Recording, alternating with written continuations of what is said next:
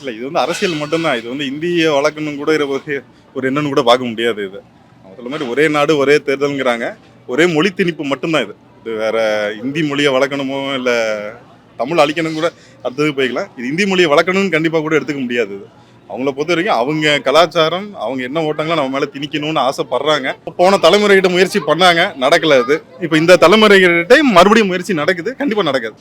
அதுதான் நான் பார்க்குறேன். இது நீங்கள் சொன்ன மாதிரியே வந்து தமிழில் விட்டுட்டு இன்னொரு மொழியை படித்தா மட்டும்தான் எனக்கு வேண்டிய பணம் கொடுப்போம் அப்படிங்கிறது எந்த விதத்தில் நியாயமாகும். இது அதனால் இது கண்டிப்பாக அரசியல் மட்டும்தான். இது இந்திக்கு கூட நல்லது பண்ணுறாங்க என்னத்தை நம்ம எடுத்துக்க முடியாது.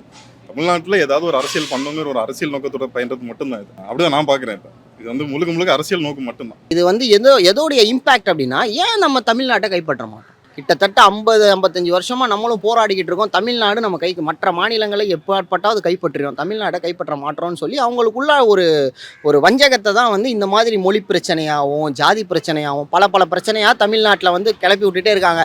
பட் நம்மளோட மத்தியில் வந்து எல்லாருமே ஒற்றுமையாக இருக்கிறதுனால அந்த அளவுக்கு பிரதிபலிப்பு நம்ம கிட்ட இருக்க மாட்டேங்குது. அதனால வந்து நிதி தர மாட்டோம் அப்படின்றது அவங்களுக்கு ரைட்ஸே கிடையாது சார். சொல்றதுக்கு முதல்ல நம்மளோட காசு, அது நம்மளோட காசை கொடுத்துடணும். அவங்களுக்கு முதல்ல ரைட்ஸே கிடையாது.